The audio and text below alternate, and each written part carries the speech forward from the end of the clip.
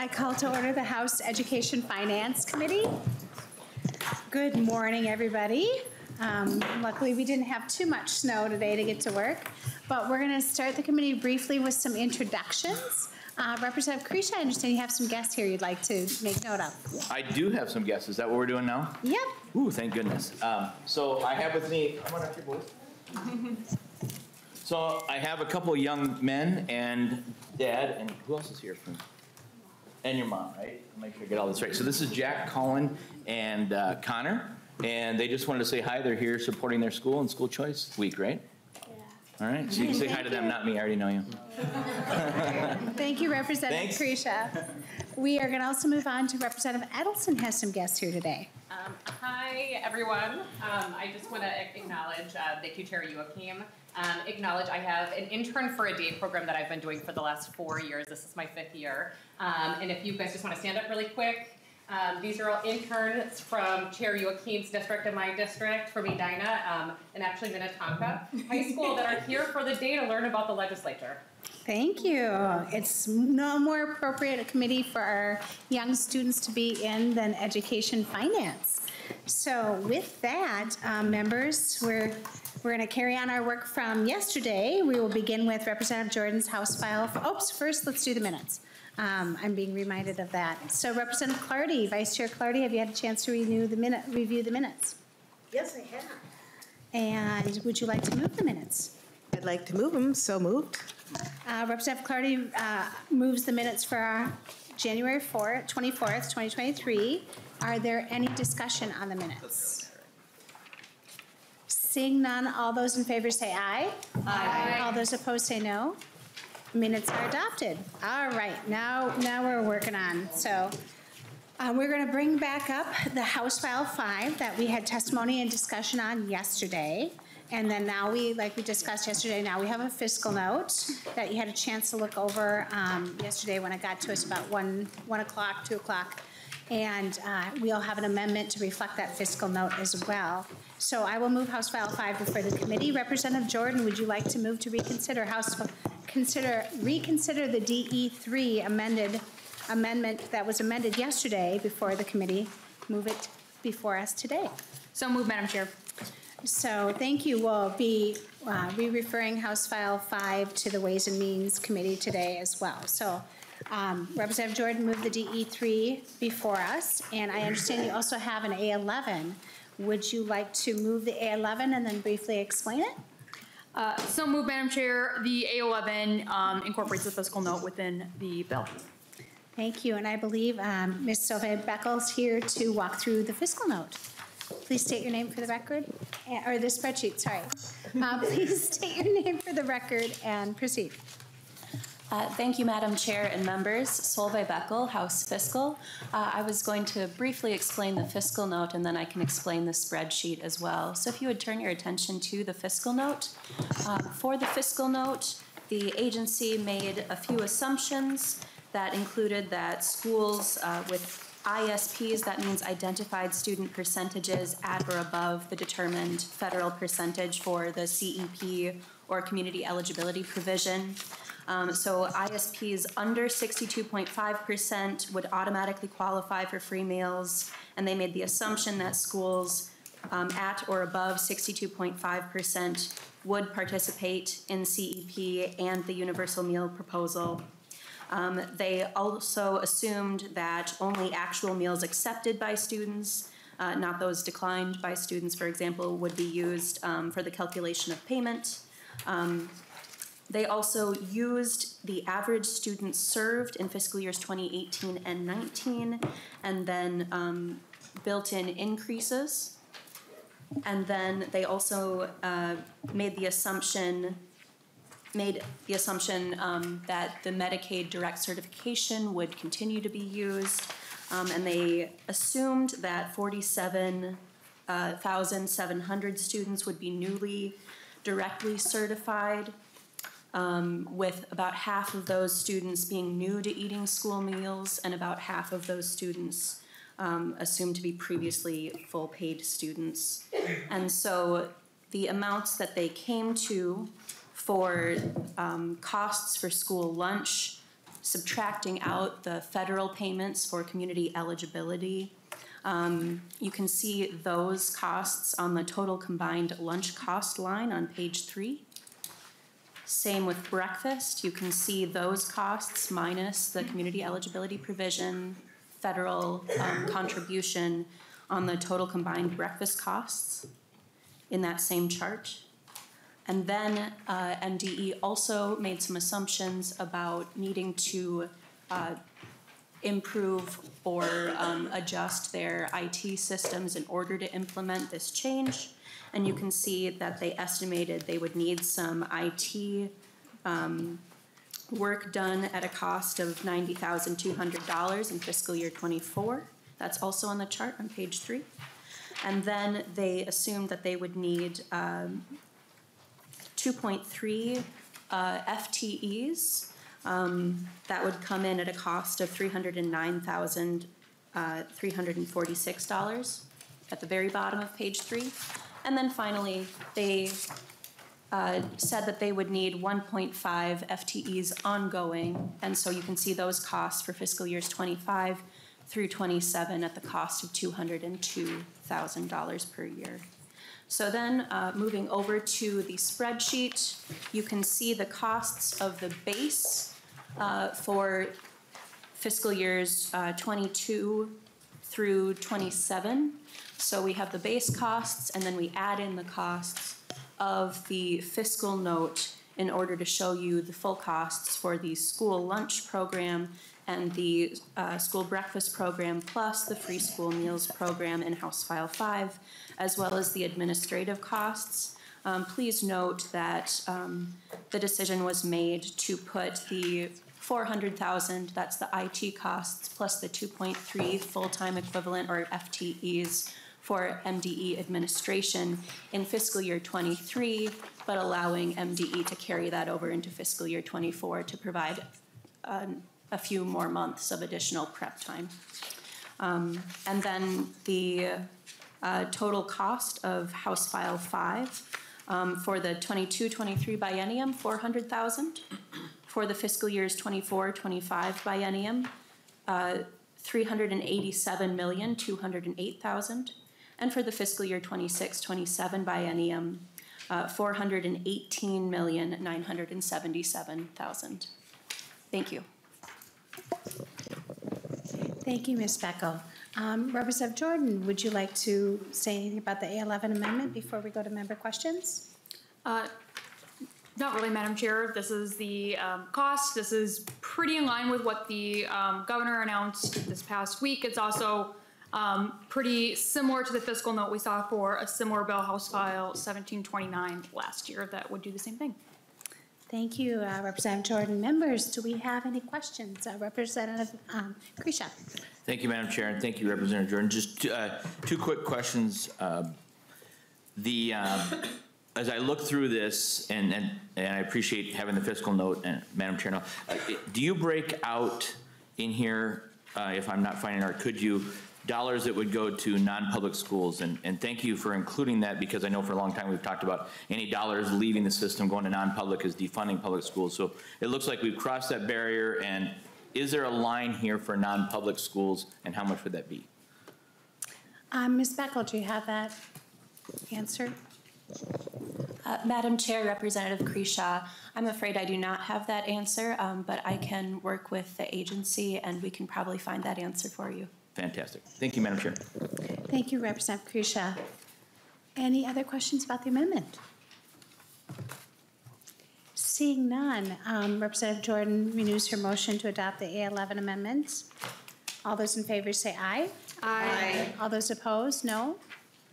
The A11 amendment is adopted. Now, members, we have, I believe, to adopt the DE3 amendment as well as amended. And Representative Jordan, would you like to move the adoption of the DE3 amendment? So moved, Madam Chair. As amended. As amended. Any questions on the DE3 amendment as amended? Because today I'm going to find out how many times I can say amendment and amend it. Seeing none, all those in favor of moving the DE3 amendment as amended say aye. Aye. All those opposed say no. the DE3 amendment is adopted as amended. Now, members, we have the House File 5 before us today, as amended with the DE3 and the amended amendments.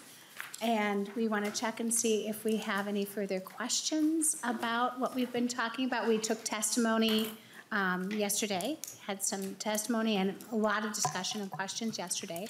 But I want to give the opportunity for members if they have any further questions on House File 5 or comments. No one's had their coffee this morning. So Representative Edelson. Oh, thank you. Sorry, I couldn't quite see. I'm hidden over here, Madam Chair. Representative Jordan, if you could just clarify, so if a student doesn't use the meal, that the district isn't charged, is that correct? Representative Jordan. Madam Chair, Representative Edelson, yes, that is correct. The reimbursement is only for meals provided. Representative Edelson, follow up? Yeah, Madam Chair and Representative Jordan, this is a historic moment in the state of Minnesota. I just want to thank you for everything you've done for this bill. Food is absolutely a basic human right, and I can tell you that when I was telling my interns that are here today about this, 2 of the interns were like, yes. So know that so many students across the state of Minnesota will be celebrating this today. Thank you. Members, any other questions? No? With that, members, just make sure I have the exact motion here. Oh, well, first, final words for our author who has been working for years on this bill. No, not really, Madam Chair, thank you. I would, sorry, I'm having a hard time talking. I would echo what Representative Edelson said. This is an important bill, and I think this is a bill that if you care about student health outcomes, you should vote for this bill. This is a bill that addresses student physical health, mental health. It addresses who our students become as adults. We've heard testimony that what happens to children in schools matters for the rest of their lives. And making sure that students have something to eat is something that is going to impact students positively for the rest of their lives and really make sure that they can learn in schools. So thank you, members, for the discussion. I look forward to continuing to talk about how we can feed kids. Thank you. Thank you, Representative Jordan, and thank you for all your work on this and all the advocates' works and the students' voices that you brought to the table. Any other comments on the final bill? With that, members, Representative Jordan renews her motion to move House File 5 as amended to the Ways and Means Committee. All those in favor say aye. Aye. All those opposed say no. No. The House File 5 is House File 5 is moved on the way to the Ways and Means Committee as amended. Thank you. Thank you. With that, members, we have we're going to bring back up House File 44. Oh, we're going to do 180 first. Okay, sorry. Change of plans. We're going to bring up House File 180 with Representative Hanson.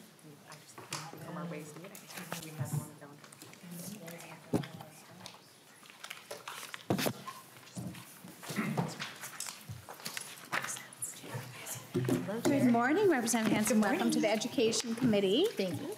And I will move House File 180 before the committee for discussion with the intention of laying it over for a possible inclusion in an education finance bill. So with that, Representative Hanson, would you like to describe House File 180 and start your testimony? Thank you, Chair, and thank you, committee members. You heard about this bill last year, so I will give you and new members another review of what this bill seeks to do. House File 180 is of great importance to School District 191 in my community. So thanks again for your time today. This bill seeks to provide District 191 a legislative exemption related to the sale of properties that are no longer being used for a number of reasons, including decreasing enrollment. Existing statutes require that the proceeds of these property sales go to capital expenditures rather than the district's general funds or program costs. And this exemption is really critical to meeting the needs of our community, including our pre-K to 12 pathway program that we are very proud of in our district, early literacy programs, and any other unexpected shifts in our enrollment or costs. Our community grieved the closure of schools. So this exemption will allow our local school board to reinvest the proceeds of this difficult choice directly back into the district, just as the families and children in our community need them to do. And with that, I will turn it over to our testifiers. This is our superintendent, Dr. Teresa Battle. She's very beloved, and I'm really glad to have her here today. Thank you, Dr. Battle. Please state your name for the record and proceed. Thank you, Madam Chair. I am Teresa Battle, Superintendent of Burnsville-Eagan-Savage District 191, and joining me today for moral support and to answer any questions the representatives may have, we have our School Board Chair, Scott Kuhn. So District 191 Board of Education is seeking a legislative exemption related to the sale of one or more properties which are no longer being used due to decreased enrollment. This exemption would allow any proceeds of a sale beyond what's required to pay off the building's existing debt to be transferred to the district's unassigned general fund and used for programming expenses instead of only for capital expenditures. The board has discussed potential uses for any proceeds. The primary purpose for this exemption will be for the board to be able to use the funds in a flexible way that best meets our local needs. It puts control in the local community through the school board. This will most likely mean using the funding for more than one purpose, but on programming aligned with the district's community-driven priorities. For example, as mentioned, we launched our pre-K through grade 12 pathways model, which is designed to support each student in finding their passion, exploring interests, and preparing them for success after graduation. Also, our early literacy programming, which is foundational to our core work, and we have extended our literacy framework through all of our grades. And then lastly, it allows flexibility for the district to respond to a need it may not know about at this time, such as a capital improvement due to enrollment changes. Thank you for your consideration. Thank you, Dr. Battle. And thank you, School Board Member Hume, for being here today. Members, do we have any questions about House File 180? Representative Kresha. In my last one, I was just going to do closing on it. I'm not seeing any, so go ahead, Representative Kresha. Thank you, Representative Hanson, for your bill, and thank you, Madam Chair. So first of all, thank you, Superintendent, and I must call out the irony of the last name of Battle in your role, so thank you, Superintendent Battle, for being here. Representative Hanson, as I look through this bill, and I've been through it forward, backwards, and I got to tell you, I see no reason why we should meddle in the affairs of your district. And in fact, I apologize that you even have to come here and ask for our permission. So I greatly support the bill, and I wish you luck. Thank you. And Representative Hanson. Representative Hanson, final words on your bill. Thank you, Chair, and thank you, committee members. Thank you for your kind words. I agree that this is a local issue that we should be able to handle at the local level. I'm all about putting our community first. And so thank you to our school board and our superintendent for being here, and thank you, members, for your time today.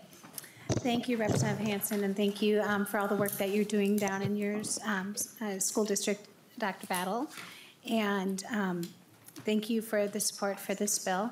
Members, so we have House File 180 is going to be laid over for possible inclusion in an education finance bill. And please spread the word that we're very nice in education finance, so you're welcome to visit anytime.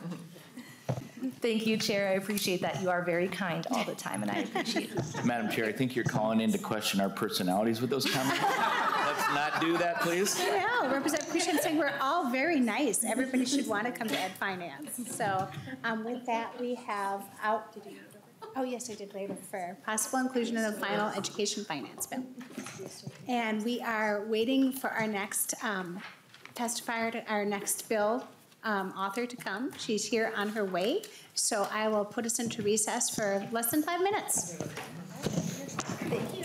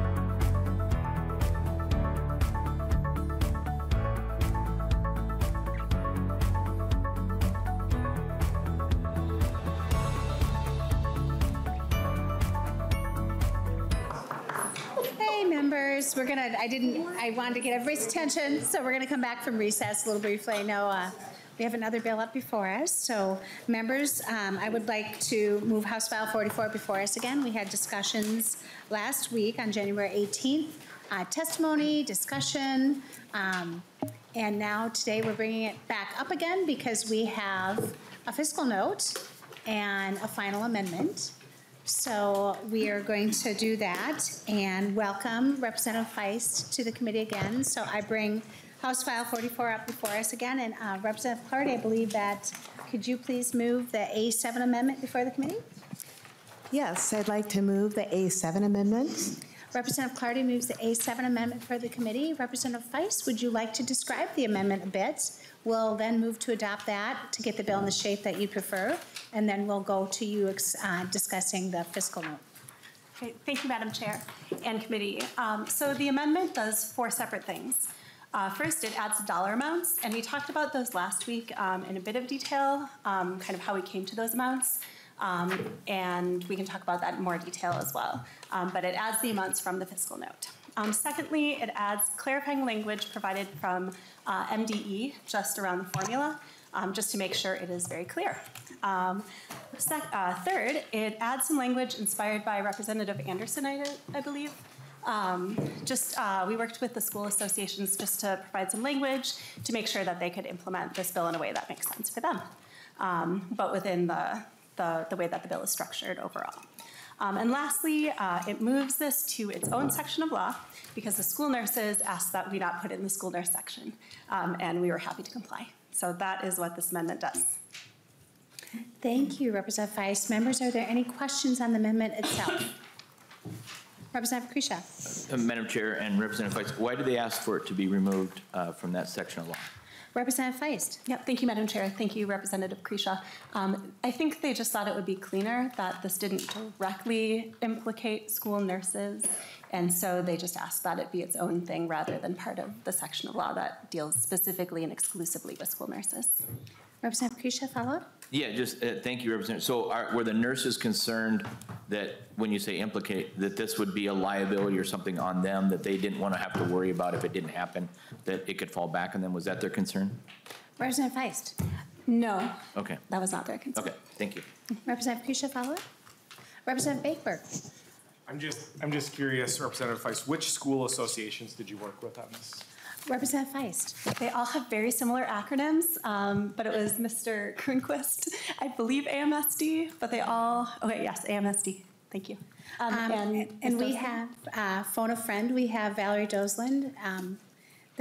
What I would like to do, members, first is for us to actually adopt the amendment to get the bill in the shape the author would like it.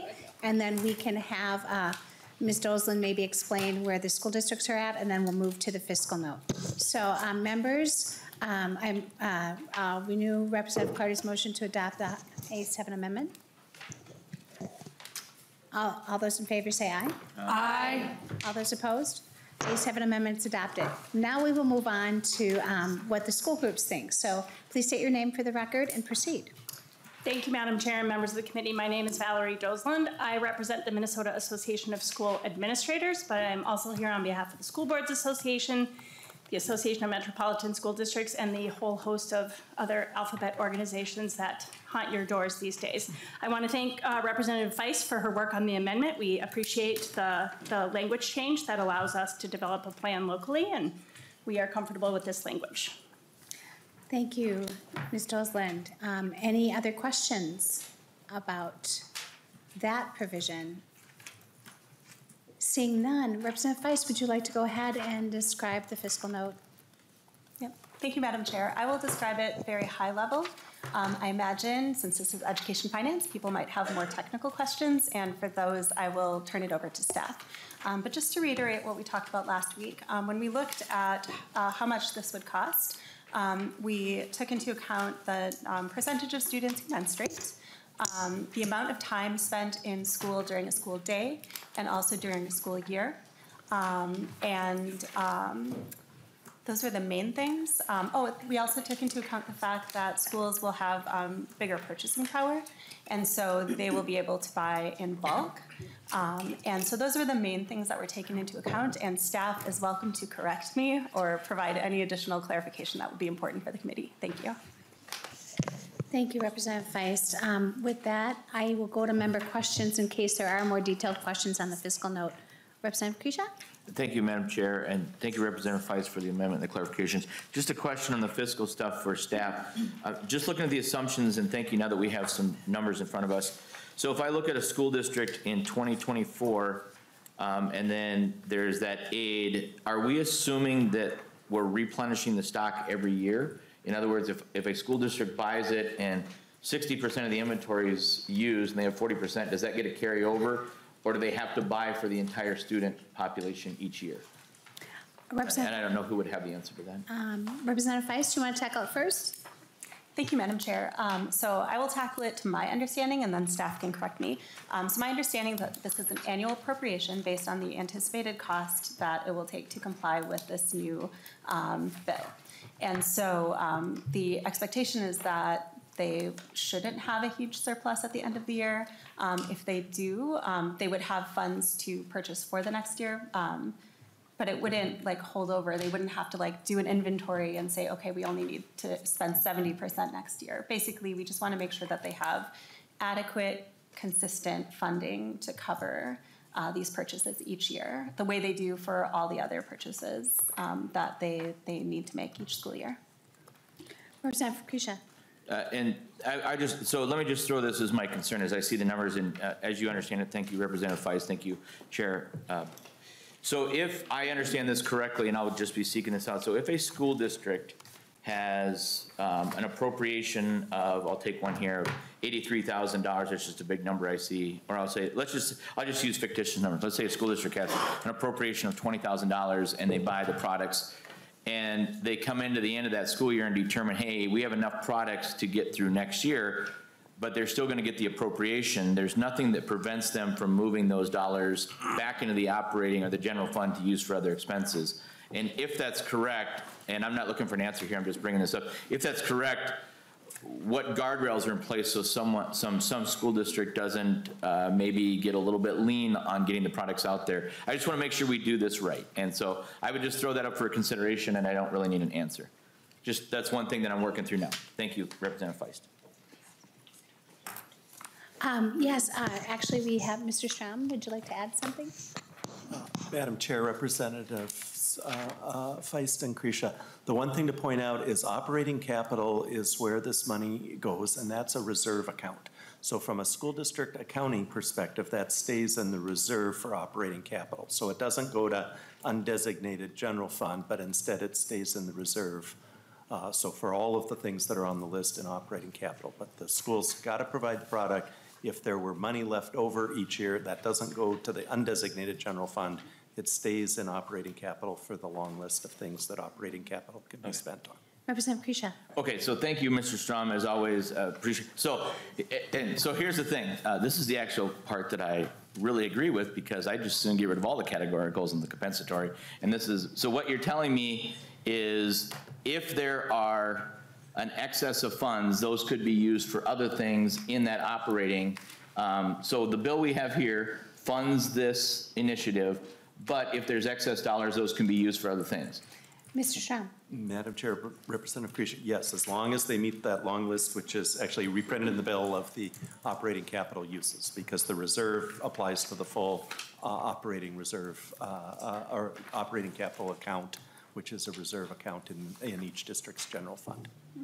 Representative Kresha. Final thing, and Representative, thank you, Madam Chair, and Representative Feist, if you took an amendment to get rid of the compensatory and all the categoricals, I'd get you 62 votes. But thank you for your, I don't need anything else. If you have to make a comment, that's fine, but just a joke. Representative Feist. I don't know if I understand, but that's maybe not for the committee. So we can talk, but I'm pretty comfortable with the language as it is, but I'm happy to have a conversation. Thank you, Representative. Mr. Strom, just for those people watching this scintillating conversation at home, can you give us some examples? Like in my head, I'm thinking operating capital can be for like more toilet paper, more tech, I don't know if that includes like tech supplies, like could you just pick like 3 or 5 just so folks maybe understand what operating capital is? Madam Chair, members, when the legislature creates reserve accounts, and for operating capital, if you look on page 2 of the, or rather page 3 of the bill, the uses start on line 3.2. So all of the things that are listed there are things that a district can spend its operating capital money on. Toilet paper is actually a supply, and a consumable supply is what it's described as. So most districts use their undesignated general fund for that purpose. But all of the things that are on the list here, so you can look down, I think there's 20-some things listed starting on the top of page 3, and you can see all of the things that you can use operating capital for. Thank you, Mr. Strom. Somebody described it to me once as if you took the roof off the school and dumped it upside down, everything that came out was operating capital. Mr. Strom, is that pretty accurate? Madam Chair, I think that's right, except for the consumable supplies. So the copy machine that fell out, the textbooks that fell out, all of those would be operating capital. But the paper towels and toilet paper would actually be in this other category, which is supplies. Thank you, Mr. Strom, and thank you for the help from nonpartisan staff in making this money as flexible as possible, but still directed. It's that fine line we always walk here. Representative Bateberg. Thank you, Madam Chair. This question is for Mr. Strom. Thank you, Madam Chair. Mr. Strom, if we would flip a school upside down, the principal would fall out of the building as well as the rest of the educators in the building. But just to clarify, can I use this, or could an administrative team decide that they're going to use this for staffing purposes to hire additional mental health staff, paraprofessionals, teachers? Could I use this leftover funds for that? Thank you. Mr. Strom. Madam Chair, Representative Bakeberg, generally staff costs don't count, but there are a couple of places where they do. So if you look, for example, on line 4.21, you'll see that personnel costs associated with equipment and that kind of thing, those personnel costs are covered. But generally speaking, personnel costs are excluded from this reserve, so you couldn't use that excess for things like teachers or mental health needs of students. Thank you. Representative Bakeberg, follow? Nope. Great. Members, any other comments or questions before we give the author their final word? Representative Jordan. Thank you, Madam Chair, and thank you, Representative Feist, for bringing this bill up. Just because of scheduling of other bills running around, I haven't had a chance to comment on this bill, but I've heard a lot from students in my district and I don't hear a lot from students. I do, but not on specific bills. But this is one that I've heard a lot from students, and it has really made me think back to when I was a student and how embarrassed I was when I would have to ask my teachers for a pad or a tampon. And I really think what you're doing here is really important and is really putting our students first. So I really want to thank you for all your work. I also really appreciate the way you've talked about this and you're meeting the students where they're at. So thank you for your leadership on this. We're really lucky to have you. Thank you, Representative Jordan. Representative Anderson. Thank you. And I want to also thank the author for some of the clarification and some little more local control. But I have one other question, because I think this was something we had all discussed too in your author's amendment. So it says the products must be available to all menstruating students. And I think there was some discussion earlier about boys' bathrooms, and assuming that there's boys, okay, biological males do not menstruate, and assuming there are not trans boys or whatever, girls, boys, whatever, that are using the men's bathroom, that are girls that menstruate, then would that allow a school district, at least especially in the elementary age, to not have to put these products into the boys' bathroom? Representative Feist. This bill requires that schools provide free period products in all student bathrooms grades 4 through 12. It says, Representative Anderson. it says, thank you, Madam Chair, it says menstruating students. It says all. Representative Feist. Thank you, Madam Chair.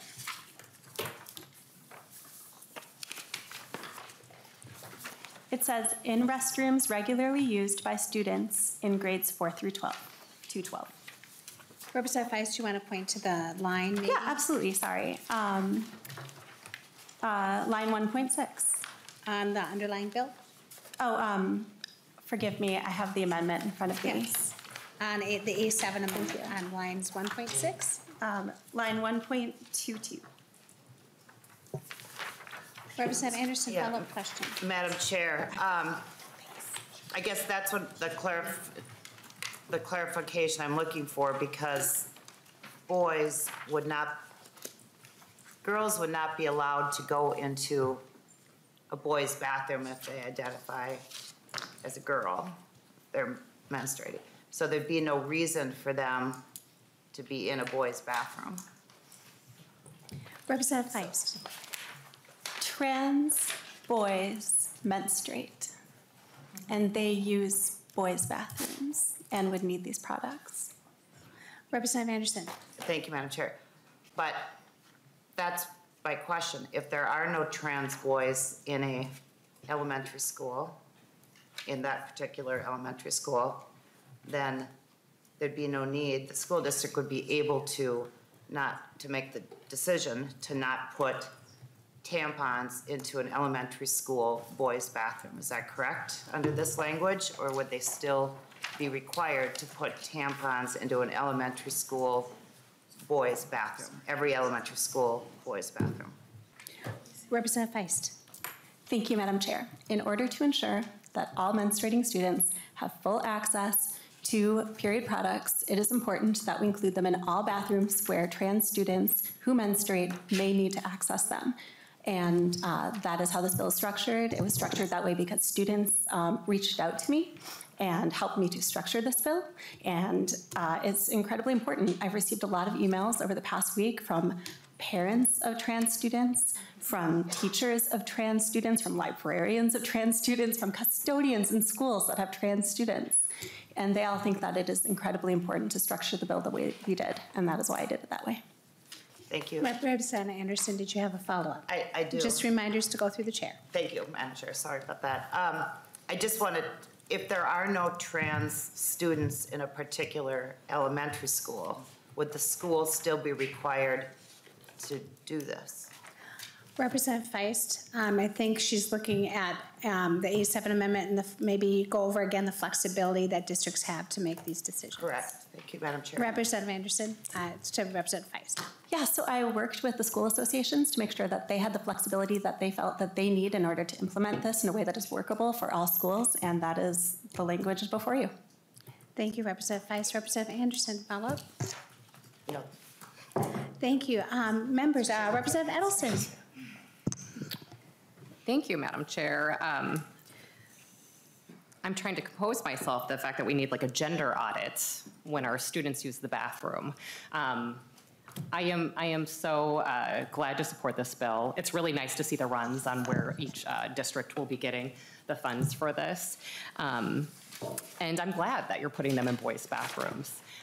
Because we shouldn't have to have a student identify with what gender they were born with when they have to use an essential thing like the bathroom. We shouldn't. And I'm glad that we're having this discussion today.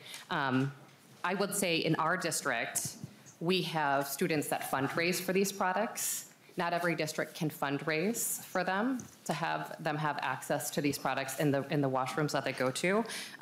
So I think that this is incredibly equitable for our state.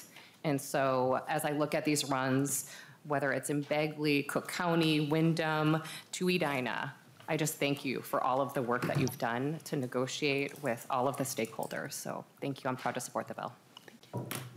Thank you, Representative Edelson. Representative Krisha, I know you wanted to wrap up, but let me see if there's anybody else that needs. Not seeing any. Representative Krisha. Thank you. Thank you, Madam Chair. And Representative Feist and Representative Anderson and Edelson. So first of all, I'm just going to step us back for a second. We talk about school programs. And Representative Feist, I did talk about biological dignity, and I think that is not the question. And I understand the passion and the emotion that can come under this, and I recognize that and appreciate the advocacy. And I think we all do. I think the question that Representative Anderson, and I think it's an important question because this backs up a little bit to Representative Bakeberg and my concerns, or at least if I have it, let me give you a tangible example. I have one school district in mind that will have under 800 kids, even smaller than that. The populations of that may be such that they don't have a student, a trans student in the elementary, or maybe they just have one. And so we have a scenario where that school, which has to make decisions about dollars, could be overbuying products or underbuying. Either way, they're going to be left with a balance. And what we've already heard, and this is what I'm trying to understand, is if that balance is a surplus, that school can't use those for teacher pay or additional raises and that. And we are sending money that is being, if we just gave districts the money and said, hey, please make sure this is not an issue, and we've already identified locally they will, but what we're doing is we're handcuffing them on how the special reserve accounts and where they go. It's not that there's disagreement, at least from talking to the folks that have come through mine or even members, there's not disagreement about biological dignity. There's disagreement that worst case scenario, a school district could be in a situation that says, I don't have any students that this affects, so therefore I'm not going to buy enough inventory, or I'm going to back off of my inventory and have excess funds that I can use. In other words, these school districts are trying to maximize dollars. You're trying to provide biological dignity. School districts are trying to maximize dollars, and in between there can be decisions that may not be efficient. That's the concern, because we're doing a program and a funding program. So just trying to bring this all together, and certainly don't want you to feel like you're in the hot seat, Representative Feist, because you're not. But getting the dollars right is important, because the school groups, as Ms. Doslin came up, and thank you for that, the school groups will come back and say, there's a problem here, there's a wrinkle, we have to fix it now. We're trying to look at those funding wrinkles now. So that's what I would offer up. Thank you, Representative Feist. Yes, so the reason this is funded is because I do not want schools to have to choose between tampons and mental health professionals in making sure that class sizes are appropriate, in investing in all of the ways that schools need to invest in students. So that is why this is funded and not unfunded. It is important that, in particular, that trans students feel supported. And I find it hard to believe that there's a school district in Minnesota that does not have any trans kids. And I have received so many emails from folks, from trans kids, from parents and teachers, custodians, that say that this is an important step, not just for the literal need to address period poverty in our schools, but also as a message that menstruating is normal. There should be no stigma attached to it. We should feel comfortable with that. And also that trans kids menstruate, and we want them to have access to these products too. And then, as Mr. Strom explained, if they find they don't need that many products as they purchase the first year, they can adjust that. And the operating capital revenue has a very long list of ways that schools can use those funds to invest in school operations. Representative Krisha. Seeing none, and I just want to make sure that people are looking at lines, now I lost it myself, 1.6 to 1.7, where Representative Feist worked with the school districts to have the language in there that says a plan developed by the school district for the purpose of the section for this. So there's that flexibility. Representative Jordan. Thank you, Madam Chair. I request a roll call. Thank you, Representative Jordan. Roll call has been requested. Members, are there any other comments or questions before we move to the vote? Representative Sensenbrenner? Yeah, thank you. And I just want to talk a little bit about the scenario that Representative Krisha was talking about. So, if I'm looking at this correctly, and you're, Representative Krisha, you're speaking to, how would this affect real districts? How would this affect a district with 800 students? So if I'm looking at the spreadsheet, I'm seeing maybe a district like Barnum, which I'm seeing has 754 students. And through this bill, we'll be getting about $1,500 to support them with buying menstrual products. And I think about, I understand like schools are scrappy, right? Schools are trying to save every single dollar. And so, you know, is this money that, you know, maybe let's say you don't put menstrual products in a boy's bathroom because you don't believe there are any trans boys at your school, you know, and then maybe you save $200, right? And that $200 is valuable to schools. I'm not saying it's not. Maybe that could buy you, I don't know, a pencil for 3 pencils for every student in the school. Maybe that could buy you some additional copy paper, you know, but what that could also buy you is the safety for that trans student, right? We know that not every trans student wants to be out to everyone in the school. Maybe they're not out to the administration that might be making this decision about where menstrual products are placed. But the safety that they have to go to a bathroom, to know that their biological dignity is upheld, I absolutely think that that is worth the $200 that we might be able to save if we didn't pass this law. So that's why I'd urge everyone to support it today. Thank you, Representative Sencer-Murrah. And I'll just say, in committee too, if a member's mentioned, we bump back to them. So Representative Grisha. Thank you, Madam Chair. And members, I'll just throw this out. Representative Feist, we're a finance committee. Representative Jordan, I understand you have a roll call on. I would ask that if you want to remove that roll call, that'd be great. I don't think the conversation here was turning against any student. We're a finance committee. If you want to keep the roll call on, that's fine. I think it changes the tenor of this. I will absolutely vote no on this if I'm in a roll call, because I believe on the school funding side of this, we're putting people in a position where they're ordering inventory products, and when you order products, you have to make financial decisions. I believe where you came a long way with the local option is great, and I think we're helping schools. I'd like to help us get there more fully, but I can't discount the fact that administrators at the end of the year have to make a decision about buying products. It's not about any student. It's not about those conversations with trans students. It's not about biological dignity. We are a finance committee putting a school program in place for a lot of schools that have to manage that.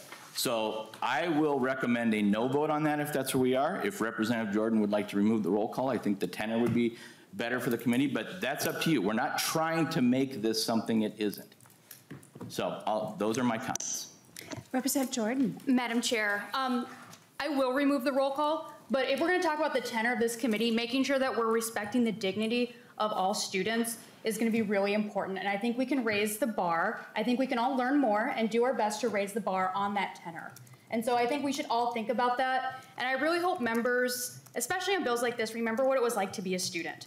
I remember what it was like to get my period at school when I was not expecting it, and when I was the only kid in my grade that had it. And that was really embarrassing.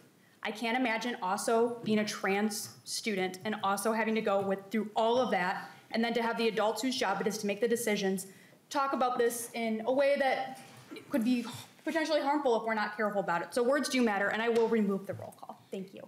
Thank you, Representative Jordan. With that, members, I think we'll give the author final comments before we move to the vote. Thank you, Madam Chair. So they say budgets are obviously a financial decision. They're also a moral decision. On the financial side, this bill addresses period poverty, which causes many students to miss school on a regular basis. That chronic absenteeism is a drag on school operations, and it requires them to invest additional resources in those students. That takes away from their ability to invest in all students. So this is financially sound. Second, like I said, the budget is a moral document.